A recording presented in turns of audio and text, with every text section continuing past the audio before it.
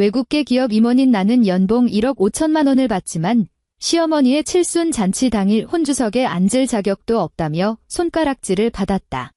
내 남편, 전세 보증금조차 내 돈으로 해결한 그 남자는 그저 곁에서 얼음물을 마시며 낮게 속삭였다. 가족들 체면이 있으니까 당신은 먼저 주차장에 가서 기다려. 그래, 그놈의 체면, 내가 완벽하게 지켜주지. 나는 미소 지으며 호텔 프런트로 걸어가 3천만 원짜리 신용카드 가승인을 취소해버렸다. 불과 1시간 뒤, 그토록 체면을 중시하던 나의 시댁 식구들은 서울 최고급 연회장에서 진짜 구질구질하다는 것이 무엇인지 뼈저리게 깨달았다. 이야기를 시작하기 전에 댓글로 여러분이 어느 지역에서 듣고 계신지 알려주세요. 기쁜 마음으로 인사드리겠습니다. 자, 이제 이야기 시작합니다. 당신이 이 정도 성의도 안 보이면 우리 어머니 교회 체면이 어떻게 되겠어? 이어폰 너머로 박도진의 목소리가 들려왔다. 나는 이번 달 서버 증설 예산을 검토하던 중이었다. 마우스 커서가 숫자 위에 머물렀지만 손끝은 클릭하지 않았다. 3천만 원이야. 내가 마이크에 대고 아주 낮게 말했다. 파티션 너머로 야근하는 엔지니어들이 몇 명 있었기 때문이다. 그래, 3천만 원. 박도진의 말투는 당당했고 심지어 미세하게 자랑스러워하는 기세까지 묻어났다. 어머니가 그러시는데 교회 사모님들은 칠순 잔치 다 강남 호텔에서 한대. 나 홀로 키우시면서 얼마나 고생하셨는지 당신도 알잖아. 며느리이기도 하고 대기업 임원인데 그깟 돈 좀 쓰는 게 대수야? 나는 컴퓨터 모니터에서 눈을 돌려 유리창에 비친 내 모습을 바라보았다. 박도진은 평범한 공무원이다. 그가 매달 실수령하는 월급은 300만 원도 채 되지 않는다. 그 300만 원에서 어머니에게 몰래 보내는 용돈까지 빼야 한다. 집 전세금, 생활비, 자동차 할부금, 심지어 그가 새 스마트폰을 바꾸는 돈까지 전부 내 계좌에서 빠져나갔다. 계약금은 이미 카드로 긁었어. 장소 섭외도 내가 다 조율하고 있고 나는 책상 위에 놓인 다 식은 커피를 들어 한 모금 마셨다. 하지만 방금 당신이 보낸 추가 명세서를 보니까 수입 꽃바구니로 바꾸고 답례품까지 추가해서 예산을 이미 초과했어. 아참, 한 번쯤 통 크게 쓰면 안 돼? 번듯하게 치르면 남들이 다 당신 보고 며느리 잘 들어왔다고 칭찬할 거 아니야. 박도진은 전화기 너머로 입맛을 다셨다. 됐어. 나 아직 당직 중이야. 이번 주말에 본가에 좀 다녀와. 어머니가 겨울 김장하신다고 하니까 가서 일손 좀 거들어. 칠순 잔치 전에 미리 효도한다고 생각해. 전화가 끊겼다. 나는 사무실 의자에 기대어 스마트폰 화면이 어두워지는 것을 지켜보았다. 바람을 피운 것도 아니다. 도박을 한 것도 아니다. 가정폭력을 휘두른 것도 아니다. 주변 친구들은 늘 말했다. 박도진은 돈이 좀 없고 쪼잔하고 마마보이인 것만 빼면 꽤나 조신하고 가정적인 남자라고. 그래서 지난 3년 동안 나는 이 결혼은 타협이라는 말로 나 자신을 마취시켰다. 내 높은 연봉으로 그 남자의 경제적 구멍을 메워주고 가정의 평화를 사는 것이 꽤 괜찮은 거래라고 생각했다. 하지만 나는 미처 깨닫지 못했다. 어떤 구멍은 아무리 부어도 채워지지 않는다는 것을. 토요일 오전. 마포구 가파른 언덕길에 있는 오래된 붉은 벽돌 빌라. 나는 마트에서 사온 굵은 소금과 새우젓 2봉지를 들고 4층까지 걸어 올라갔다. 현관 비밀번호를 누르자 문이 열렸다. 독한 마늘 냄새와 멸치액젓 냄새가 훅 끼쳐왔다. 거실 소파는 구석으로 밀려나 있었고 바닥에는 커다란 빨간색 비닐 매트가 깔려 있었다. 반으로 가른 배추 50여 포기가 대야에 산더미처럼 쌓여 있었다. 이미 소금에 절여져 숨이 죽은 배추에서는 풋내가 났다. 시어머니 조정숙은 소파에 앉아 스마트폰만 들여다보고 있었다. 내가 사온 물건은 쳐다보지도 않은 채 턱짓으로 비닐 가장자리에 놓인 커다란 고춧가루 양념 대야를 가리켰다. 손 씻고 고무장갑 껴 동작 빨리빨리 하고. 양념 오래 두면 맛 변한다. 나는 겉옷을 벗어 문 뒤 옷걸이에 걸었다. 주방으로 들어가 손을 씻고 분홍색 고무장갑을 꼈다. 비닐 매트 앞으로 다가가 무릎을 꿇고 앉았다. 너 내가 보낸 꽃바구니 사진들 좀 봐라. 이 시어머니가 스마트폰 화면을 내 눈앞에 바짝 들이밀었다. 화면에는 내가 어젯밤 그녀에게 보낸 호텔 플라워 데코레이션 시안이 떠 있었다. 이 리본 색깔, 이게 말이 된다고 생각하니 그녀는 검붉은 매니큐어를 칠한 손가락으로 액정을 탁탁 두드렸다. 이렇게 구질구질하게 해놓고 목사님하고 교인들한테 나더러 구걸이라도 하라는 거야? 난 몰라. 전부 다 최고급 난초로 바꿔. 돈 모자라면 내가 알아서 채워 넣고. 나는 시뻘건 고춧가루 양념을 한 움큼 쥐어 배추 잎사귀 층층이 골고루 펴 발랐다. 매운 고추 냄새가 눈을 찔렀고 맨바닥에 닿은 무릎이 시큰거렸다. 어머니, 그게 호텔 패키지 중에서 제일 비싼 코스예요. 내가 말했다. 그럼 다른 꽃집을 알아봐서라도 바꿔. 시어머니는 유리창을 긁는 듯한 날카로운 목소리로 톤을 높였다. 그리고 혼주석 메뉴 말이다. 전복죽. 장난해. 무조건 최고급 샥스핀으로 올려. 그날 오시는 분들이 어떤 분들인지 몰라서 그래? 나온 교회 사람들 앞에서 감사 인사말까지 해야 한단 말이야. 나는 양념을 다 바른 배추를 둥글게 말아 옆에 있는 플라스틱 김치통에 꾹꾹 눌러 담았다. 네, 내일 당장 바꿀게요. 내 목소리는 아주 차분했다. 시어머니는 코웃음을 치더니 소파 등받이에 기대어 다시 스마트폰 화면을 스와이프하기 시작했다. 며느리 도리가 다 그런 거다. 도진이가 성격이 좋아서 내가 매일같이 밖으로 놔두는 걸 참아주는 줄 알아. 감사하며 살아. 이번 칠순 잔치, 내가 정성껏 잘만 치르면 어르신들이 다 너를 칭찬하실 거다. 나는 고개를 숙이고 다음 양념을 쥐었다. 고무장갑 안으로 땀이 차서 피부에 끈적하게 들러붙었다. 나는 아무 말도 하지 않았다. 그저 기계적으로 시뻘건 양념을 배추 겹겹이 바를 뿐이었다. 그 순간까지도 나는 스스로를 설득하고 있었다. 이건 그저 한 번 치르면 끝날 행사일 뿐이라고. 오늘 하루만 버티면 삶은 다시 제자리로 돌아갈 것이라고. 하지만 물은 늘 우리가 모르는 사이에 끓어오르는 법이다. 칠순 잔치 당일. 강남구. 최고급 호텔 지하 주차장. 나는 차 키를 뽑고 룸미러를 보며 화장을 다시 한번 점검했다. 체형에 맞게 꼼꼼히 재단된 네이비 톤의 실크 원피스를 입고 진주 귀걸이를 했다. 3천만 원짜리 연회에 걸맞은 품위를 갖추기 위해 미용실에 들러 헤어 세팅까지 받았다. 엘리베이터에 올라타 3층 연회장 버튼을 눌렀다. 엘리베이터 문이 열리자 방음이 완벽한 두툼한 양탄자가 깔려 있었고 공기 중에는 호텔 특유의 시트러스 향이 은은하게 감돌았다. 연회장 입구는 이미 녹달한 난초 꽃바구니로 가득했다. 방명록이 놓인 접수대 옆에는 조정숙 여사 고희연이라고 새겨진 거대한 얼음 조각이 세워져 있었다. 나는 접수대 앞으로 걸어갔다. 하객이 아주 많았는데 대부분 나이 지긋한 교회 교인들로 손에는 하얀 축의금 봉투가 들려 있었다. 접수대를 지나 연회장 안으로 들어섰다. 내부는 엄청나게 넓었고 크리스탈 샹들리에가 눈부신 빛을 뿜어내고 있었다. 나는 맨 앞쪽의 혼주석을 향해 걸어갔다. 헤드 테이블에는 금빛 식탁보가 깔려 있었고 각 좌석 앞에는 금박이 박힌 네임 카드가 놓여 있었다. 나는 네임 카드를 차례대로 확인했다. 김 목사님, 최 장로님, 큰아버지, 큰고모, 당숙 어른. 나는 혼주석을 한 바퀴 빙 돌았다. 내 이름은 없었다. 옆에 있는 두 번째 테이블로 발걸음을 옮겼다. 가족석이었다. 박도진의 이름이 보였다. 신우이의 이름도 보였다. 젊은 사촌 동생들의 이름까지 다 있었다. 윤지아는 없었다. 나는 두 테이블 사이에 서서 박도진의 이름이 적힌 카드를 빤히 내려다보았다. 잔잔한 음악이 홀 안에 울려 퍼졌고 주변 사람들은 삼삼오오 모여 안부를 묻고 있었다. 나는 마치 촬영장에 잘못 들어온 엑스트라처럼 내 자리를 찾지 못하고 서 있었다. 머릿속에서 작은 상념의 방울이 떠오르더니 이내 톡 하고 터졌다.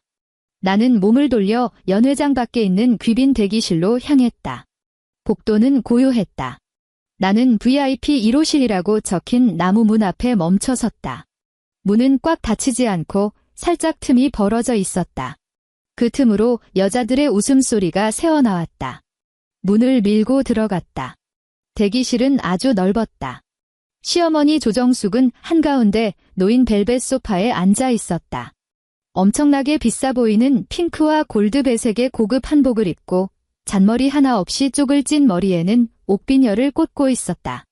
주변에는 교회 사모님들이 빙 둘러서서 시어머니의 한복을 보며 연신 감탄사를 내뱉고 있었다. 문이 열리는 소리에 웃음소리가 잠시 멈췄다. 시어머니가 고개를 들어 나를 보았다. 그녀의 얼굴에 떠올라 있던 득의양양하고 과시적인 웃음은 나를 확인한 순간 거짓말처럼 싹 사라졌다. 그 자리를 채운 것은 숨길 수 없는 노골적인 혐오감이었다. 그녀는 자리에서 벌떡 일어나 주변 사람들의 시선은 아랑곳하지 않고 내 앞으로 다가왔다. 그러더니 내 손목을 낚아채듯 움켜쥐고 대기실 밖으로 끌고 나갔다. 복도. 너 빈손으로 왔니? 시어머니는 내 원피스를 위아래로 훑어보며 입꼬리를 비죽거렸다. 3천만 원 잔금은 어제 신용카드 가승인으로 전부 결제 완료했어요. 어머니의 호흡은 아주 평온했다. 결제했으면 됐어. 시어머니는 내 손목을 탁 놓으며 손을 툭툭 털었다. 돈 냈으면 얼른 가라.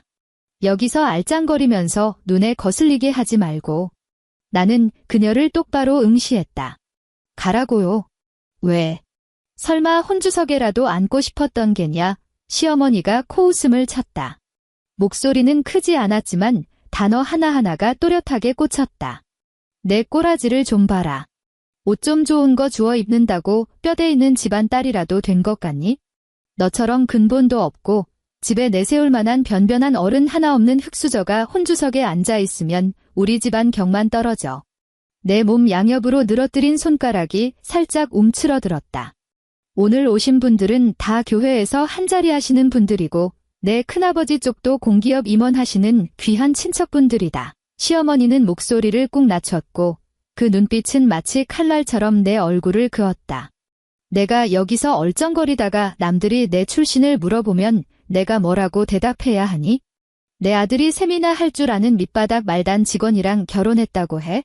넌 낯짝이 두꺼워도 난 체면이 중요한 사람이다. 그러니까 제가 3천만 원을 결제하고도 이 밥 한 끼 먹을 자격조차 없다는 말씀이신가요? 이건 내가 당연히 해야 할 효도야. 내 아들 키워준 죗값이 공짜인 줄 알아. 시어머니의 목소리가 앙칼지게 높아졌다. 여기서 입씨름할 시간 없으니까 썩 꺼져. 어머니. 옆에서 한 남자의 목소리가 들렸다. 나는 고개를 돌렸다. 다크 그레이 정장을 빼입은 박도진이 연회장 쪽에서 걸어오고 있었다. 그는 나를 한 번, 그리고 자기 어머니를 한 번 번갈아 보았다. 도진아, 마침 잘 왔다. 시어머니는 순식간에 억울한 표정으로 돌변했다. 내 마누라 하는 짓 좀 봐라. 오늘같이 좋은 날, 기어코 여기서 나랑 말대꾸를 해야 직성이 풀리겠다는구나. 목사님 보시기 전에 얼른 치워라. 나는 박도진을 보았다. 그는 내게서 딱 한 걸음 떨어진 곳에 멈춰 섰다. 내 눈은 마주치지 못했다. 그의 시선은 복도 카페2의 무늬에 머물러 있었고 목을대가 꿀꺽하고 넘어갔다. 도진아, 내가 그의 이름을 불렀다. 혼주석에 내 자리가 없더라. 박도진은 두 손을 비비적거리며 목소리를 낮췄다. 그의 말투에는 애원과 짜증이 섞여 있었다. 지아야, 오늘은 어머니가 제일 중요하잖아. 제발 소란 피우지 말고 조용히 좀 넘어가자, 응? 내가 소란을 피워. 그깟 밥 한 끼 먹는 건데 어디서 먹으면 어때? 박도진은 고개를 휙 들어 나를 한번 흘끔 보고는 다시 황급히 고개를 숙였다. 가족들 체면이 있으니까 당신은 지하 주차장으로 가. 우차에서 기다려. 우리 밥 다 먹으면 같이 집에 가자. 수면이 거세게 출렁이기 시작했다. 나는 이 남자를 바라보았다. 어제 내가 직접 스팀 다리미로 빳빳하게 다려준 정장 넥타이를 보았다. 늘 회피와 비겁함으로 가득 찬 그의 얼굴을 보았다. 문득 헛웃음이 났다. 정말로 분노도 억울함도 아니었다. 극도의 황당함이 가져다준 엄청난 해방감이었다. 무거운 돌덩이를 짊어지고 산을 오르며 이것이 내가 감당해야 할 수행이라고 믿고 있었는데 누군가 다가와 그 돌멩이는 남이 길가에서 주워 내 가방에 쑤셔 넣은 거란다라고 말해준 기분이었다. 물이 끓어올랐다. 커다란 기포가 부글거리며 수면 위로 터져 올랐다. 나는 꽉 쥐고 있던 손가락을 하나하나 풀었다. 나는 울지 않았다. 눈시울조차 붉어지지 않았다. 단지 3년 동안 가슴을 짓누르던 그 답답한 돌덩이가 순식간에 가루가 되어 흩어지는 것을 느꼈을 뿐이다. 나는 뒤로 한 걸음 물러나 그들 모자와의 거리를 벌렸다. 두꺼운 파운데이션을 떡칠한 시어머니의 얼굴을 보았다. 내 눈을 피하는 남편의 비겁한 두 눈을 보았다. 나는 두 다리를 모으고 두 손을 앞으로 가지런히 모았다. 그리고 허리를 숙였다. 더 이상 완벽할 수 없을 만큼 아주 정중한 90도 폴더 인사였다. 네, 어머니. 나는 허리를 폈고 입꼬리에는 아주 예의 바른 미소마저 걸려 있었다. 오늘 하루 아주 즐겁게 보내시길 바랍니다. 나는 그들 중 누구도 다시 쳐다보지 않고 그대로 뒤돌아섰다. 두툼한 카페트 위를 걷는 하이힐 소리는 크게 울리지 않았지만 한 걸음 한 걸음 내디딜 때마다 이전 걸음보다 몸이 훨씬 가벼워지는 것이 느껴졌다. 나는 지하 주차장으로 가지 않았다. 호텔 1층에 있는 연회 예약센터로 곧장 향했다. 예약센터 프런트에는 검은색 유니폼을 입은 매니저가 서 있었다. 내가 다가가자 그는 즉시 직업적인 미소를 지었다. 안녕하십니까, 고객님. 무엇을 도와드릴까요? 윤지아입니다. 나는 대리석 카운터 위에 신분증과 신용카드를 올려놓았다. 3층 연회장, 조정숙 여사 고희연의 결제자입니다. 매니저가 태블릿 PC로 검색하더니 고개를 들었다. 네, 윤지아 고객님. 신용카드 가승인 내역 확인되셨습니다. 연회가 끝난 후 최종 정산이 진행될 예정입니다. 혹시 불편한 점이라도 있으신가요? 가승인 취소해주세요. 나는 오늘 날씨를 묻는 것처럼 아주 평온한 말투로 말했다. 매니저의 손가락이 허공에서 멈췄다. 그는 자신이 잘못 들은 줄 알았다. 죄송하지만 다시 한번 말씀해 주시겠습니까? 방금 말씀드린 대로 3천만 원 신용카드 현장 결제 가승인을 전면 취소하고 주류 및 모든 부가 서비스에 대한 보증도 철회하겠다고요. 나는 카운터 위에 놓인 신용카드를 손가락으로 톡톡 두드렸다. 매니저의 표정이 굳어졌다. 그는 손목시계를 힐끗 보았다. 고객님, 연회가 시작된 지 이미 20분 정도 지났습니다. 지금 한창 코스 요리가 준비 중인데 결제자와 실제 소비자가 다릅니다. 내가 그의 말을 끊었다. 저는 이 연회에 참석하지 않습니다. 이 행사에서 발생하는 그 어떤 소비도 저와는 무관합니다. 제 신용카드 결제 보증을 즉각 철회할 것을 요구합니다. 이건 가벼운 사안이 아닙니다. 매니저가 자세를 고쳐 잡았다.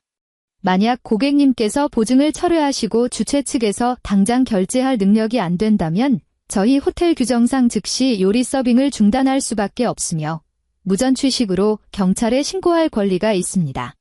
그건 호텔과 주최 측이 알아서 해결할 문제죠. 나는 그를 똑바로 쳐다보았다. 취소 전표 출력해주세요. 서명할 테니까. 매니저는 나를 깊게 응시했다. 더 이상 만류하지 않았다. 호텔에는 호텔의 매뉴얼이 있고 상황 파악이 빠른 것이 그들의 본능이다. 그는 뒤돌아서서 키보드를 빠르게 두드렸다. 카드 단말기에서 윙하는 가벼운 소리가 나더니 하얀색 취소 영수증이 쭉 뿜어져 나왔다. 이곳에 서명해 주십시오. 나는 펜을 들어 서명란에 준지아 세 글자를 적었다. 종이 위를 스치는 펜 끝의 마찰음이 유난히 경쾌하게 들렸다. 모든 처리가 완료되었습니다. 매니저가 영수증을 거두었다. 나는 벽 쪽 테이블로 다가가 자리를 잡고 앉았다. 이 각도에서는 3층 연회장으로 올라가는 엘리베이터 입구와 나선형 계단이 한눈에 보였다. 아이스 아메리카노 한 잔 주세요. 내가 직원을 향해 말했다. 몇 분 후 얼음이 가득 담긴 커피가 나왔다. 유리잔 겉면에는 송글송글 물방울이 맺혀 있었다. 나는 빨대를 물고 한 모금 쭉 들이켰다. 쌉쌀하고 차갑고 아주 정신이 번쩍 드는 맛이었다. 시간은 1분 1초 흘러가고 있었다. 나는 스마트폰 화면을 확인했다.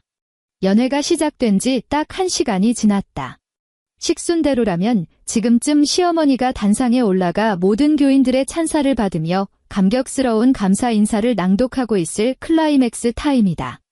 그때 예약센터의 그 매니저가 검은 정장을 입은 호텔 보안 요원 2명을 대동한 채 빠른 걸음으로 엘리베이터로 향하는 것이 보였다. 그는 곧장 올라가는 버튼을 눌렀다. 엘리베이터 문이 닫혔다. 나는 계속해서 커피를 마셨다. 차가운 유리잔 바닥이 나무 테이블 위에 둥근 물자국을 남겼다. 5분 뒤 테이블 위에 올려둔 스마트폰이 갑자기 미친 듯이 진동하기 시작했다. 화면이 밝아지며 박도진이라는 이름이 떠올랐다. 나는 바로 받지 않았다. 테이블 위에서 웅웅거리며 요란하게 울리는 진동을 그저 가만히 내려다보았다.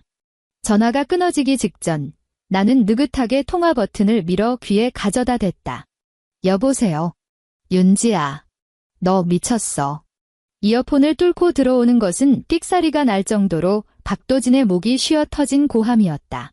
배경음으로는 접시가 쨍그랑 부딪히는 소리, 마이크의 날카로운 하울링 소리, 그리고 웅성거리는 엄청난 소음이 뒤섞여 들려왔다. 왜 그래? 나는 창밖에 쌩쌩 달리는 차들을 바라보며 대답했다.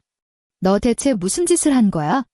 호텔 재무 매니저가 보안요원들까지 끌고 혼주석으로 들이닥쳤잖아. 내가 카드 결제 취소했다며. 지금 당장 내 눈앞에서 3천만 원 잔금을 전액 결제하라고 난리치고 있다고. 박도진의 목소리는 사시나무 떨리듯 떨리고 있었다. 극도의 공포와 쪽팔림이 뒤섞인 진동이었다. 주방에서 코스 요리 서빙도 다 끊어버렸어. 하객들이 전부 우리만 쳐다보고 있다고. 전화기 너머로 새액거리는 비명이 들렸다. 시어머니의 목소리였다. 말도 안 돼. 내 며느리가 벌써 다 긁었단 말이야. 당신들 뭔가 착오가 있는 거 아니야? 우리 며느리가 대기업 임원이라고. 이어서 매니저의 예에 바르지만 얼음장처럼 차가운 목소리가 마이크를 타고 또렷하게 전해졌다. 죄송합니다만 조정숙 여사님. 윤지아 고객님께서 조금 전 직접 서명하여 모든 결제 보증을 취소하셨고 이 연회는 본인과 아무런 관련이 없다고 명확히 의사를 밝히셨습니다.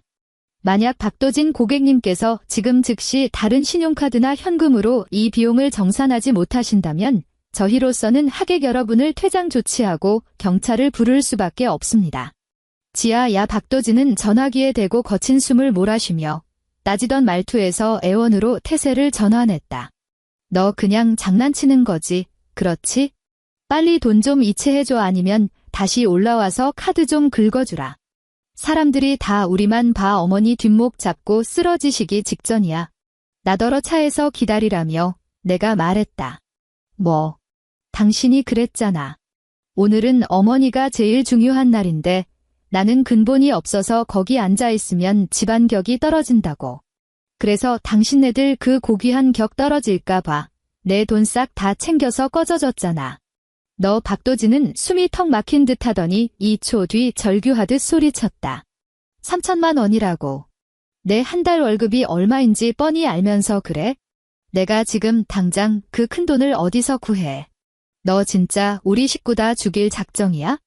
당신 어머니가 교회에서 그렇게 체면이 서시니까 교인들한테 빌리면 금방 모으시겠네. 즐거운 식사 시간 되길 바라. 나는 휴대폰을 입에서 떼고 빨간색 종료 버튼을 눌렀다. 그러고는 그의 프로필을 눌러 차단 목록에 추가했다. 뒤이어 시어머니의 번호, 시누이의 번호까지 싹 다 차단해버렸다. 아주 깔끔하고 완벽하게. 나는 유리잔을 들어 남은 얼음 커피를 단숨에 들이켰다. 얼음 조각들이 유리잔 벽에 부딪히며 경쾌한 소리를 냈다. 나는 로비의 통유리창 너머를 유심히 지켜보았다. 연회장 전용 엘리베이터 문이 열렸다. 한껏 차려입은 친척 몇 명이 얼굴이 시뻘겋게 굳은 채 황급히 걸어 나왔다. 뒤이어 교회 아주머니들도 우르르 몰려 나왔다. 그들의 불평 섞인 뒷담화가 내 귀에 희미하게 들려왔다. 어휴, 진짜 망신살 뻗쳐서 있는 척은 혼자 다 하더니 호텔한테 돈 내라고 독촉이나 받고 결제할 돈이 없어서 입구 틀어막고 하객들 축의금부터 다 내놓으라고 난리를 치더라니까. 아이고, 그깟 축의금 모아서 밥값이 택도 있나. 쯧쯧, 밥도 반이반도 못 먹고 쫓겨났네. 나는 자리에서 일어나 가방을 챙겼다. 아수라장이 된 그 무리들을 더 이상 쳐다보지 않았다. 호텔 로비의 회전문 밖으로 나섰다. 밖은 눈부시게 화창했다. 지하 주차장으로 걸어가 내 차를 찾았다. 시동을 걸고 여유롭게 주차장을 빠져나왔다. 그날 밤 마포구. 나는 현관 도어록에 새로운 숫자 조합을 눌렀다. 삐빅 소리와 함께 잠금 장치가 풀렸다. 문틀에 남아있던 예전 도어록 자국을 가리기 위해 붙여둔 스티커도 아직 떼지 않은 새 것이었다. 오후에 집에 돌아오자마자 열쇠 수리공을 불러 현관 전자 도어록을 통째로 뜯어버리고 새 것으로 교체했다. 주방으로 가서 생수를 한 잔 따랐다. 그리고 거실로 나와 커튼을 젖히고 아래쪽 골목길을 내려다보았다. 밤 9시 반. 문 밖에서 갑자기 도어록 버튼 누르는 소리가 들렸다. 삐빅, 삐비빅. 비밀번호 오류. 이어서 버튼을 누르는 소리가 훨씬 다급하고 거칠어졌다. 윤지야, 현관문 너머로 박도진의 분노에 찬 포효가 울려 퍼졌고 이내 주먹으로 문을 부술듯이 쾅쾅 내리치는 소리가 이어졌다. 쾅, 쾅, 쾅. 당장 문 열어. 이 미친 여자야. 비밀번호 바꾸면 다 끝날 줄 알아? 나는 물컵을 내려놓고 현관으로 걸어갔다. 문을 여는 대신 월패드 인터폰의 통화 버튼을 눌렀다. 화면이 켜지며 분노와 초조함으로 일그러진 박도진의 얼굴이 선명하게 나타났다. 그는 비 오듯 땀을 흘리고 있었고 넥타이는 쥐어뜯은 듯 삐뚤어져 있었으며 정장 마이는 아예 온데간데 없었다. 문 열라고 그가 카메라 렌즈를 향해 핏대를 세웠다. 너 오늘 오후에 무슨 일이 있었는지 알아? 어머니가 호텔 로비에서 충격받고 뒷목 잡고 쓰러지셨어. 구급차에 실려 가셨다고. 나 방금 전까지 응급실에 있다가 겨우 왔어. 넌 피도 눈물도 없냐? 아주 바쁘셨네. 그럼 지금 응급실 간이 침대에서 병수발을 들고 있어야지. 여기서 남의 집문은 왜 부수고 계실까? 나는 마이크에 대고 차갑게 내뱉었다. 내 목소리를 듣자 그는 더욱 광분하여 현관문을 발로 걷어찼다. 너 당장 내가 오늘 억지로 서명한 신용대출금 내놔. 밥값 결제하려고 내가 호텔 로비에서 3천만 원짜리 고금리 사채 극대출을 당겼어. 그 이자가 얼만 줄이나 알아? 당장 내 계좌로 돈 쏴. 내 대출금을 왜 내가 갚아? 넌 내 아내잖아. 박도진은 인터폰에 얼굴을 바짝 들이대며 시뻘겋게 충혈된 눈을 부라렸다. 이건 악의적인 가정 파탄이야. 너 내가 고소할 줄 알아. 이 집도 부부 공동재산이라고. 지금 당장 문 안 열면 불법 점거로 경찰에 신고할 거야. 나는 화면 속에 비친 익숙한 남자를 물끄러미 바라보았다. 꼭 서커스단의 우스꽝스러운 광대 같았다. 박도진, 너 뭔가 단단히 착각하고 있는 거 아니야? 이 집 8억 원 전세 보증금. 내가 결혼 전에 우리 부모님이 남겨주신 옛날 집 팔아서 100% 내 돈으로 낸 거야. 전세 계약서 처음부터 끝까지 내 이름 석자밖에 없어. 화면 속 박도진이 흠칫 놀라더니 이내 이를 갈았다. 결혼하고 나서 내가 이 집에 쏟은 정성이 얼만데. 내가 계속 그 안에서 버티겠다면 우리 법정에서 보자고. 그래, 법정에서 보자. 나는 신발장 위에 미리 준비해둔 서류 뭉치를 집어들어 인터폰 카메라 렌즈 앞에서 팔랑팔랑 흔들어 보였다. 이건 내가 지난 3년 동안 매달 월급 들어오자마자 조정숙 여사님 계좌로 꼬박꼬박 쏴준 은행 거래 내역서야. 총액 7,450만 원 연애가 형광펜으로 한 푼도 빠짐없이 다 동그라미 쳐놨어. 박도진의 동공이 지진이라도 난 듯 요동쳤다. 문을 쾅쾅 치려던 손이 허공에서 굳어버렸다. 넌 이 가정의 생활비에 단 1원도 기여하지 않은 건 물론이고 혼인 기간 내내 배우자를 기만하고 악의적으로 재산을 빼돌린 거야? 아, 그리고 참, 나 오늘 오후에 집에 오자마자 법원에 접근 금지 가처분 신청도 냈어. 사유는 감정 통제 불능 및 잠재적 폭력 성향. 지아야, 내 말 좀 들어봐. 그의 목소리가 순식간에 찌질하게 기어 들어갔고 심지어 극도의 공포감마저 묻어났다. 내일 오전 10시, 내 변호사가 당신한테 연락할 거야. 나는 빨간색 종료 버튼을 눌렀다. 월패드 전원도 아예 꺼버렸다. 문밖 복도는 쥐죽은 듯 고요해졌다. 나는 밖에서 발소리가 들리는지 굳이 귀 기울이지 않았다. 거실로 돌아와 메인 조명을 끄고 은은한 스탠드 조명 하나만 남겨두었다. 내일은 아직 계산해야 할 청구서가 많이 남아 있었다. 다음 날 오전 9시. 나는 서초동에 있는 한 법무법인 회의실에 정각에 맞춰 앉아 있었다. 차가운 호두나무 테이블 위에는 갓 내린 차 한 잔이 놓여 있었다. 하얀 김이 일직선으로 피어올랐다. 맞은편에는 김 대표 변호사가 앉아 있었다.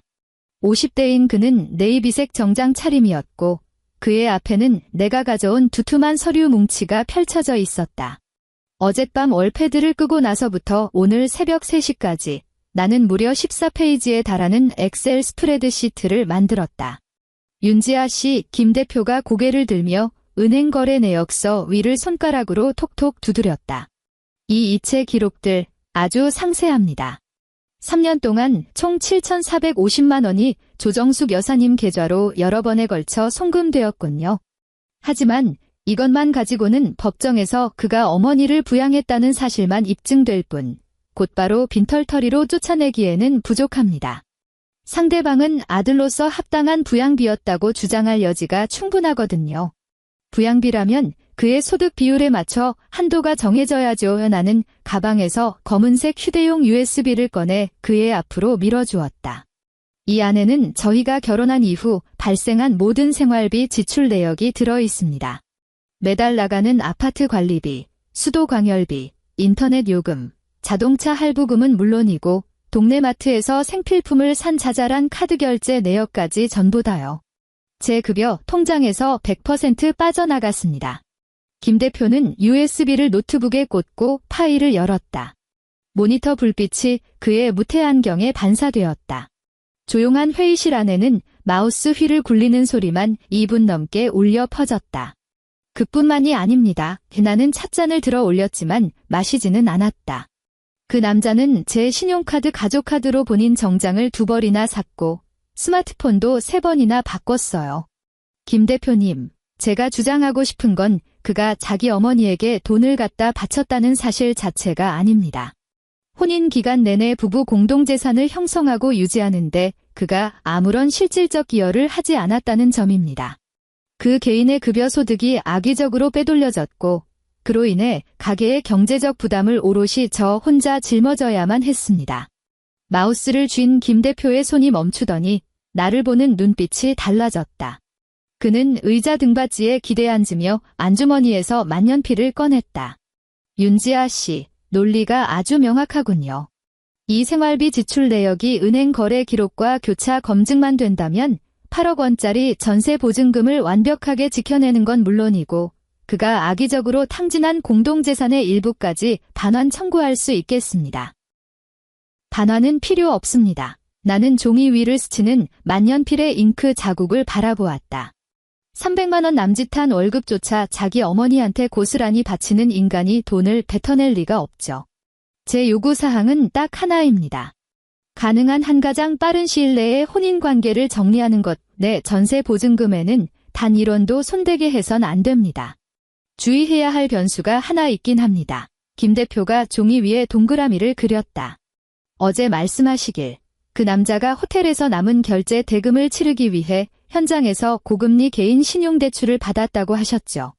법률상 혼인 기간 중 발생한 채무는 그것이 부부 공동생활을 위한 것으로 인정될 경우 부부 공동채무로 간주될 위험이 있습니다. 3천만 원입니다. 내가 그의 말을 정정했다. 3천만 원이요. 그리고 그 돈은 호텔 측에 다이렉트로 지급되었습니다. 그의 어머니 칠순 잔치를 위한 것이었죠.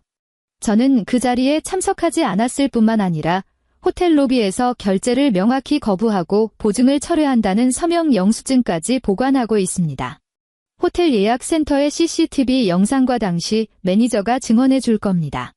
저는 그 현장에서 이 지출이 저와 무관함을 분명히 선언했습니다.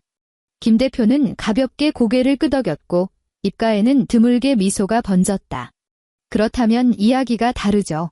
이 고금리 대출은 100% 그 사람 개인의 채무가 됩니다.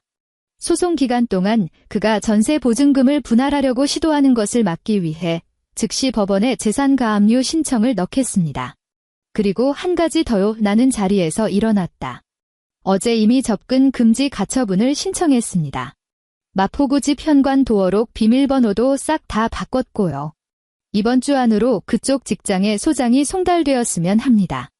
제게 맡기시죠. 김 대표가 서류철을 덮었다. 법무법인을 나와 나는 곧장 회사로 출근했다.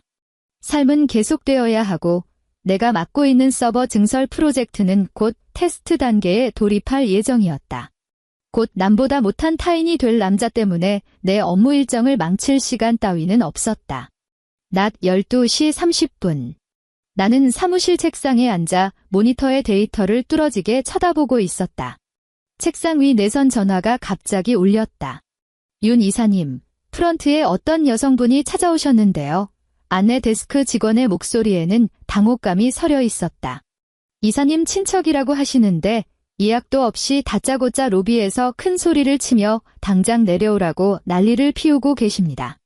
나는 미간을 찌푸렸다. 인상착의가 어떻게 되죠?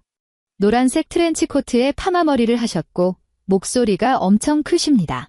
본인 성이 박씨라고 하는데요. 신우이 박수진. 알겠습니다. 지금 바로 내려가죠. 나는 모니터를 끄고 치맛자락을 정리한 뒤 엘리베이터로 향했다.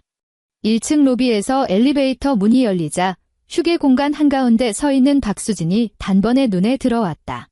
그녀는 한 손에 스마트폰을 꽉 쥔 채 초조하게 이리저리 왔다 갔다 하고 있었고 지나가던 엔지니어들이 연신 고개를 돌려 쳐다보고 있었다. 내가 다가가는 것을 발견한 박수진은 곧바로 하이힐을 신고 돌진해왔다. 대리석 바닥을 찍어 누르는 구두 굽소리가 귀를 찔렀다. 윤지아, 그녀는 이곳이 내 직장이라는 사실은 안중에도 없는지 다짜고짜 언성을 높였다. 너 대체 무슨 미친 짓을 하고 다니는 거야? 나는 그녀에게서 2걸음 떨어진 곳에 멈춰 서서 흥분으로 시뻘겋게 달아오른 그 얼굴을 쳐다보았다. 여기는 업무 공간이야.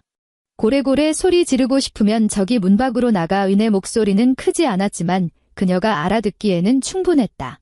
너 여기서 고상한 척하지 마. 박수진은 손가락을 뻗어 내 코앞을 가리켰다. 너 어제 어머니가 응급실에서 반나절이나 누워 계셨던 건 알아? 어머니 기절시킨 것도 모자라서 우리 오빠를 집 밖으로 쫓아내. 현관문 비밀번호는 왜 바꾼 건데? 내가 뭔데 우리 오빠를 집에 못 들어가게 해?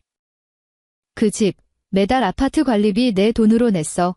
나는 그녀의 삿대질하는 손가락을 응시했다. 돌아가서 내 오빠한테 물어봐. 아파트 관리사무소가 몇 층에 있는지 알기나 하냐고. 너 박수진은 말문이 막힌 듯 하더니 이내 이를 바득바득 갈았다. 그래, 돈 많아서 참 좋겠다. 근데 우리 오빠가 어제 쓴 그 사채, 한 달 이자가 얼마인 줄이나 알아? 오늘 아침부터 내 폰으로 추심 전화가 불이 나게 오고 있다고. 너 당장 그 3천만 원 빵꾸 메워. 그리고 병원 가서 어머니한테 2손 모아 싹싹 빌어. 그럼 이쯤에서 넘어가 줄 테니까. 넘어가줘. 나는 무슨 삼류 코미디라도 들은 사람처럼 실소를 터뜨렸다. 그럼 어떡할 건데? 너 설마 진짜로 이혼이라도 하려고? 박수진이 코웃음을 치며 나를 위아래로 훑어보았다. 너도 이제 나이 먹을 만큼 먹었는데 이혼녀 딱지 붙으면 그냥 중고품이야. 우리 오빠 그래도 철밥통 공무원에 평소에 너한테 얼마나 순종적이었는데. 내가 어디 가서 그렇게 성격 좋은 남자를 만나? 그깟 3천만 원 때문에 멀쩡한 가정을 박살 내겠다는 게 제정신이야? 순종적이라 은하는 그 단어를 천천히 곱씹었다. 그래. 어머니가 김장 좀 하라고 했을 때 오빠가 너한테 뭐라고 했어? 아무 말 안 했잖아. 그냥 둥글게 넘어가자고 했지? 중간에 낀 오빠 입장이 얼마나 곤란했을지 생각이나 해봤어. 박수진은 아주 당당하게 턱을 치켜들었다. 나는 30이 넘도록 부모 밑에 얹혀 살며 매달 카드값 구멍을 박도진이 몰래 메워주는 이 철없는 여자를 가만히 내려다보았다. 박수진, 너 오늘 나 찾아온 거 사채업자 독촉 전화가 내 번호로 와서 그런 거지? 그녀의 눈동자가 심하게 흔들리더니 입을 꾹 다물었다. 그 3천만 원 빚, 내 오빠가 대출받을 때 비상 연락망에 내 번호 적어 넣었지. 나는 한 걸음 다가갔다. 그 미친 고금리 이자 폭탄이 결국 너랑 내 엄마한테 떨어질까 봐 겁이 나서 여기까지 찾아와서 악을 쓰는 거잖아. 무슨 헛소리야. 나는 우리 집안 체면을 지키려고. 너희 집안 그 알량한 체면은 어제 호텔 로비에서 너희들 손으로 이미 산산조각 났어. 나는 그녀의 눈을 똑바로 쏘아보았다. 돌아가서 내 오빠한테 전해. 법원 소장이 이틀 안으로 그쪽 구청으로 날아갈 거라고. 우편물 받을 때 구설수 오르기 싫으면 미리 부서장한테 귀띔이라도 해두라고 해. 그리고 지난 3년치 계산은 법정에서 원금의 이자까지 쳐서 아주 낱낱이 따져줄 테니까 기대해. 너 진짜 소송할 작정이야? 박수진의 목소리에 드디어 짙은 공포가 스며들었다. 보안요원님, 나는 손을 들어 근처를 향해 까딱거렸다. 유니폼을 입은 보안요원 2명이 즉시 다가왔다. 이분은 회사 방문객이 아니니 밖으로 정중히 모셔다 드릴세요. 나는 사색이 된 박수진의 얼굴을 내려다보았다. 앞으로 이 사람이 다시 찾아오면 업무방해로 지체 없이 경찰에 신고하시고요. 윤지아, 이 독사 같은 년. 너 천벌 받을 줄 알아. 박수진은 두 보안요원에게 양팔을 붙잡혀 끌려나가면서도 발버둥을 치며 뒤돌아 나를 향해 악을 썼다. 로비에 있던 거의 모든 사람들이 발걸음을 멈추고 그녀를 구경했다. 나는 그녀의 발악을 무시했다. 뒤돌아서 엘리베이터에 올라타 층수 버튼을 눌렀다. 엘리베이터 문이 서서히 닫히며 그 찢어지는 듯한 쌍욕 소리를 완벽하게 차단했다. 오후 4시. 마포구. 나는 부서에 2시간 외출을 달고 아파트로 돌아왔다. 곧 기온이 영하로 떨어질 테니 드레스룸에 있는 캐시미어 코트 몇 벌을 세탁소에 맡겨야 했다. 비밀번호를 누르고 집 안으로 들어섰다. 집은 고요했다. 공기 중에는 며칠 전 김장할 때 베어든 미세한 마늘 냄새가 아직 남아 있었다. 나는 공기청정기를 켜고 풍량을 최대로 올렸다. 침실로 들어가 옷장에서 코트 2벌을 막 꺼냈을 때 현관 밖에서 누군가 문을 부술 듯이 두드리는 소리가 들렸다. 안에 누구 계십니까? 문 여세요. 박도진이 문을 두드리는 소리가 아니었다. 낯선 남자의 굵고 퉁명스러운 목소리였다. 나는 현관으로 걸어가 인터폰을 켰다. 화면에는 3명의 남자가 서 있었다. 2명은 검은 점퍼를 입고 목에 신분증을 걸고 있었고 다른 1명은 어깨를 축 늘어뜨린 채 고개를 푹 숙인 박도진이었다. 박도진 씨, 여기 주민등록상 거주지 맞습니까? 검은 점퍼를 입은 남자 중 1명이 박도진을 돌아보며 물었다. 박도진은 움츠러든 어깨로 카메라 렌즈를 힐끗 보더니 힘겹게 고개를 끄덕였다. 네, 근데 지금 안에 제 아내가 집행관입니다. 그 남자는 다짜고짜 인터폰 카메라에 붉은 직인이 찍힌 서류를 들이밀었다. 저희는 서울서부지방법원 소속 집행관들입니다. 박도진 씨의 채무 불이행으로 인해 채권자 측에서 유체동산 강제 집행을 신청했습니다. 실내 동산 압류 절차를 진행해야 하니 즉시 문을 개방해 주십시오. 올 것이 왔군. 나는 화면 속 박도진을 싸늘하게 내려다보았다.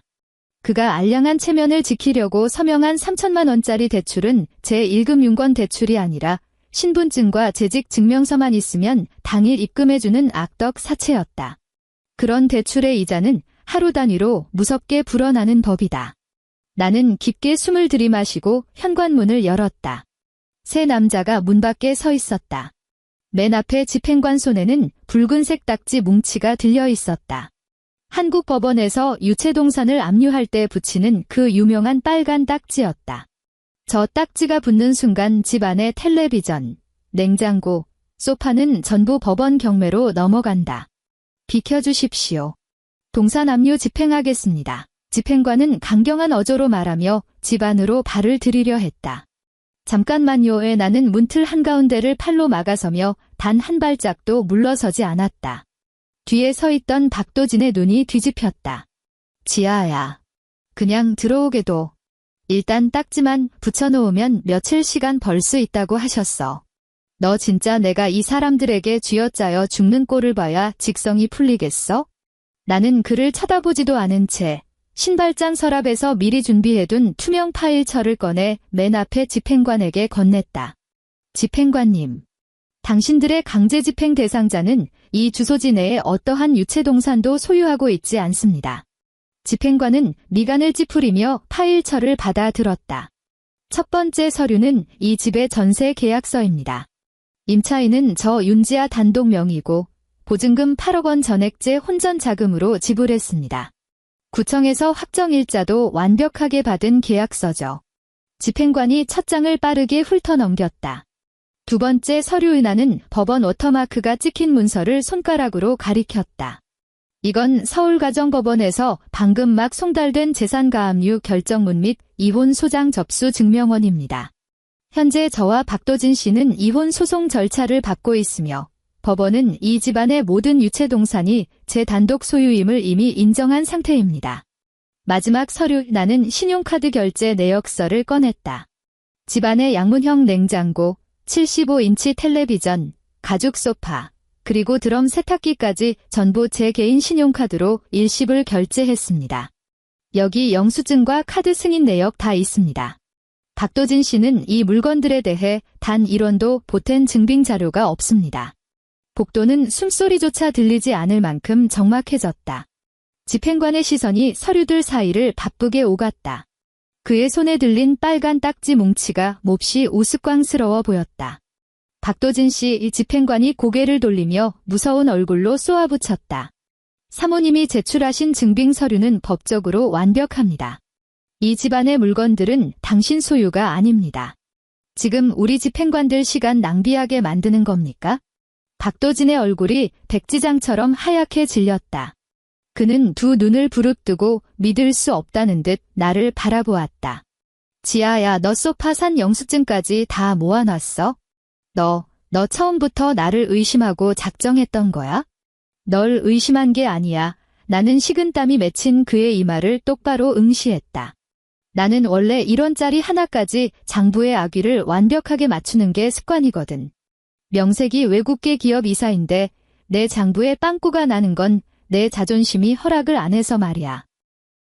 이 독사 같은 년, 박도진이 갑자기 이성을 잃고 짐승처럼 나에게 돌진하며 억지로 집 안으로 밀고 들어오려 했다. 뭐 하는 짓입니까? 두 명의 집행관이 본능적으로 움직여 박도진의 양팔을 뒤로 꺾고 벽으로 강하게 밀어붙였다. 나라고. 내가 남편이야. 이 집 내 집이기도 하다고. 박도진은 덫에 걸린 들짐승처럼 발악하며 울부짖었고 싸구려 정장은 볼품없이 구겨졌다. 집행관님, 나는 벽에 처박힌 남자를 감정 없는 눈으로 내려다보았다. 보시다시피 저 남자는 지금 감정 통제가 안 될 뿐만 아니라 제 사적 공간에 무단 침입을 시도하고 있습니다. 당장 저 사람을 끌어내지 않으시면 제가 직접 112에 신고하겠습니다. 집행관은 박도진을 벌레 보듯 혐오스럽게 쳐다보더니 동료를 향해 턱짓을 했다. 가자. 구청으로 가서 급여 압류 절차 밟아. 동산 압류가 안 되니 저 인간 공무원 월급 통장에서 다이렉트로 추심 들어간다. 급여 압류라는 단어에 박도진은 순식간에 발버둥을 멈췄다. 척추뼈가 뽑힌 사람처럼 스르륵 미끄러져 복도 바닥에 주저앉았다. 안 돼, 월급 차 들어오면 안 돼, 구청 사람들 다 알 텐데 나 진급은 어떡하라고. 그는 혼잣말을 중얼거리며 땀과 눈물로 범벅된 얼굴을 감싸 쥐었다. 조금 전까지만 해도 기세등등하게 문을 부술 것 같던 남자가 언제 이웃 주민이 튀어나올지 모르는 복도에 앉아 마치 쓰레기처럼 구겨져 있었다. 나는 일말의 망설임도 없이 한 걸음 뒤로 물러서며 쾅 하고 현관문을 닫았다. 문은 밖에서 들려오는 찌질한 울음소리를 완벽하게 차단했다. 한 달 뒤 서울가정법원 조정실. 공기 중에는 오래된 목재 가구 특유의 묵은내가 감돌았다. 조정실은 그리 크지 않았고 직사각형 테이블 한가운데에는 투명 가림막이 설치되어 있었다. 나는 왼쪽 자리에 앉았고 김 대표가 내 옆에 동석했다. 내 맞은편에는 박도진과 시어머니 조정숙이 앉아 있었다. 고작 한 달이 지났을 뿐인데 시어머니는 10년은 늙어 보였다. 그 우아하던 핑크빛 금박 한복 대신 칙칙한 검은색 점퍼를 입고 있었고 머리는 부스스했으며 눈은 퀭하게 파여 있었다. 박도진은 광대뼈가 툭 튀어나올 정도로 말랐고 헐렁해진 싸구려 정장은 볼품없이 늘어져 있었다. 조정판사가 눈앞에 두툼한 소송 기록을 넘겼다. 원고 윤지아 씨가 제기한 이혼 소송에 대해 양측 모두 혼인관계 파탄이라는 사실 자체에는 이견이 없는 것으로 보입니다. 이 판사가 안경을 치켜 올렸다. 현재 쟁점은 재산 분할에 맞춰져 있군요. 판사님, 시어머니가 갑자기 책상을 탁 내리치며 쉰 목소리로 악을 썼다. 이게 말이 됩니까? 내 아들이 저 여우 같은 년 옆에서 3년을 허송세월했는데 이제 와서 단 한 푼도 못 주고 맨몸으로 쫓아내겠다뇨. 그 8억짜리 전세금에 우리 아들이 그동안 전혀 뒷바라지한 공로는 눈꼽만큼도 없다는 겁니까? 피고의 모친 되시는 분, 감정 통제하십시오. 여기는 법정입니다. 동네 시장통처럼 큰 소리 내는 곳이 아닙니다. 조정판사가 미간을 찌푸리며 책상을 툭툭 쳤다. 시어머니는 움찔하며 목을 움츠렸지만 여전히 도끼 어린 눈으로 나를 노려보았다. 원고 측에서 매우 상세한 재정 증빙 자료를 제출했습니다. 판사가 서류 하나를 집어들고 박도진을 향했다. 피고 박도진. 증거 기록에 따르면 혼인 기간 내내 매달 본인 급여의 80%를 피고의 모친 계좌로 이체했군요. 가계의 모든 공동 지출은 원고가 단독으로 부담했습니다. 이 부분에 대해 이해 있습니까? 박도진은 주먹을 꽉 쥔 채 고개를 숙이고 기어 들어가는 목소리로 답했다. 저는 아들로서 효도를 한 것뿐입니다. 그리고 저 여자가 돈을 훨씬 많이 버니까 집안에 제 그깟 월급 몇 푼은 필요 없다고. 돈을 많이 번다는 것이 당신이 부부 공동재산을 악의적으로 빼돌린 행위를 정당화할 수는 없습니다. 판사의 어조는 얼음장처럼 차가웠다. 대한민국 민법에 의거 당신의 행위는 배우자의 경제적 이익을 심각하게 침해한 것으로 간주됩니다. 원고가 혼전 자금으로 지불한 8억 원의 전세 보증금을 보전해 달라는 청구를 본 재판부는 인용합니다. 박도진이 고개를 번쩍 치켜들었다. 입술이 사시나무 떨리듯 떨렸다. 그럼 제가 빚진 그 3천만 원 빚은요? 그건 어머니 칠순 잔치 때문에 빌린 돈입니다. 명백히 가족을 위한 지출이었다고요. 존경하는 판사님, 김 대표가 타이밍 좋게 입을 열었다. 그의 목소리는 차분하면서도 힘이 실려 있었다. 이 3천만 원의 사채는 원고가 칠순 잔치 참석을 명확히 거부하고 결제 보증을 철회한 이후에 발생했습니다. 또한 대출 약정서에는 피고 단독 명의의 서명만 존재합니다. 이는 피고가 오로지 본인 집안의 체면을 세우기 위해 독단적으로 발생시킨 개인 채무일 뿐 원고와는 일절 무관합니다. 피고, 이 대출금이 부부 공동생활을 위해 쓰였다는 것을 입증할 다른 증거가 있습니까? 판사가 그를 쳐다보았다. 박도진은 입을 뻥긋거렸지만 아무런 소리도 내지 못했다. 그는 다급하게 옆에 앉은 어머니를 돌아보았다. 시어머니 조정숙은 바람 빠진 풍선처럼 완전히 쪼그라들어 있었다.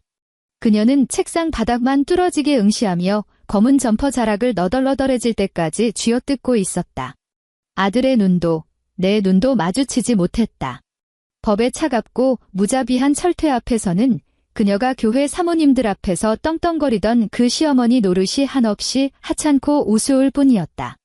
더 이상 이견이 없는 것으로 알겠습니다. 판사가 육중한 황동직인을 집어들었다.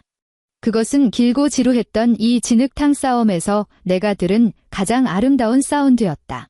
쾅 하고 직인이 조정조서 위에 묵직하게 찍혔다. 본 재판부는 원고 윤지아와 피고 박도진의 이혼을 성립한다. 8억 원의 전세 보증금 및 차량 이대는 모두 원고 윤지아의 단독 소유로 인정한다. 피고는 7일 이내에 원고의 거주지에서 퇴거할 것을 명한다. 원고는 피고에게 어떠한 재산 분할금도 지급할 의무가 없다. 판사가 자리에서 일어났다. 모든 것이 완벽하게 끝났다. 나는 자리에서 일어나 판사를 향해 가볍게 목례를 했다. 그리고 가방을 챙겨 맞은편에 앉은 그 모자에게는 단 한 번의 눈길도 주지 않고 곧장 문을 향해 걸어갔다. 내 손이 문손잡이를 잡았을 때 등 뒤에서 박도진이 오열하며 무너지는 소리가 들려왔다. 어머니 나 이제 매달 공무원 월급 반토막 나서 사채 갚아야 돼. 전셋집도 뺏기고 우리 이제 어디 가서 살아. 나는 문을 열고 눈부신 햇살이 쏟아지는 복도로 걸어 나갔다. 6개월 뒤 강남구 신축 아파트. 이곳은 내가 온전히 지켜낸 전세금 8억 원의 은행 대출을 약간 보태어 새롭게 입주한 내 집이다. 마포구의 그 오래된 빌라보다 평수는 조금 작지만 보안이 완벽하고 지하주차장에서 세대로 바로 연결되며 거실 창밖으로는 한강의 야경이 한눈에 들어왔다. 나는 이삿짐 센터에서 남겨둔 마지막 종이 상자 2개를 뜯어 책들을 책장에 정리하고 있었다. 거실 테이블 위에 놓인 스마트폰이 짧게 진동했다. 나는 허리를 펴고 다가가 화면을 확인했다. 링크가 포함된 뉴스 푸시 알림이었다. 그 옆에는 예전 직장 동료가 보낸 카카오톡 메시지가 떠 있었다. 지아 언니, 소식 들었어요. 언니 전 남편 어머니, 그 조정숙 여사 말이에요. 지난달에 교회에서 사채빚 끌어다 쓴 거 다 까발려졌대요. 체면 지키겠다고 3천만 원 빵꾸 메우려다 이자가 눈덩이처럼 불어나서 결국 터진 거죠. 평소에 그 여자 꼴 보기 싫어하던 교회 사모님들이 작정하고 목사님한테 찾아가서 다 일렀대요. 지금 2달 가까이 쪽팔려서 예배당 근처에도 못 얼씬거린대요. 언니 전 남편도 급여에 차 앞 딱지 붙어서 월급 깎이고 두 모자가 관악구 쪽에 다 썩어가는 반지하 방으로 쫓겨나서 살고 있다나 봐요. 나는 화면 속 글자들을 읽어 내려갔지만 내 표정에는 어떠한 동요도 일지 않았다. 답장하는 대신 통화 기록의 차단 목록을 열었다. 차단된 메시지함에는 20통이 넘는 읽지 않은 문자가 쌓여 있었다. 전부 발신 번호 표시 제한으로 온 것들이었다. 지아야, 반지하방에 물이 역류해서 벽지에 다 곰팡이가 피었어. 예전에 내가 베란다에서 예쁘게 키우던 다육이들이 생각나더라. 지아야, 내가 정말 죽을 죄를 지었어. 지난 몇 달 동안 하루도 빠짐없이 후회하고 있어? 나 차단 목록에서 한 번만 풀어주면 안 될까? 그냥 밥 한 끼만이라도. 어머니도 매일 눈물로 후회하고 계셔. 며느리한테 김장시키는 게 아니었다고.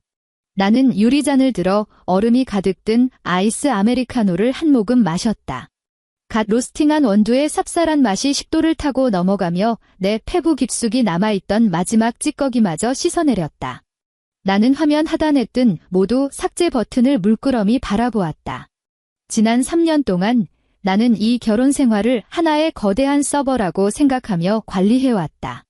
시스템의 빵꾸를 메우고 예산을 쏟아붓고 핵심 코어만 무너지지 않으면 이 관계의 품위를 유지할 수 있을 거라고 착각했다. 시뻘건 비닐 매트 위에서 진동하던 멸치액젓 냄새를 견뎠고 시도 때도 없이 짓밟히던 자존심을 참아냈으며 나를 모욕하는 사람들 앞에서 우스꽝스러울 정도로 완벽한 90도 폴더 인사까지 해가면서 말이다. 나는 그저 푼돈 몇 푼을 타협하고 있다고 믿었지만 실상은 아주 서서히 내 뼈와 살이 갉아 먹히고 있었던 것이다. 이제야 나는 이 치명적인 악성 코드들을 내 인생의 하드디스크에서 영구적으로 포맷해 버릴 수 있게 되었다. 잔 속의 얼음들이 부딪히며 경쾌한 딸그락 소리를 냈다. 나는 손가락을 뻗어 망설임 없이 화면을 터치했다. 삭제 완료. 창밖으로 한강 양안을 수놓은 가로등 불빛이 하나둘 켜지기 시작했다. 서울의 밤바람이 강물의 수기를 머금고 통유리창을 스치고 지나갔다. 더 이상 코를 찌르는 마늘 냄새, 젓갈 냄새는 없었다. 오직 완벽하게 깨끗하고 투명한 나만의 공기만이 이 공간을 채우고 있었다. 오늘의 이야기는 여기까지입니다. 이사이다 결말이 여러분의 속을 뻥 뚫어주었기를 바라며 항상 행복한 하루 보내시길 바랍니다. 그럼 다음 이야기에서 뵙겠습니다.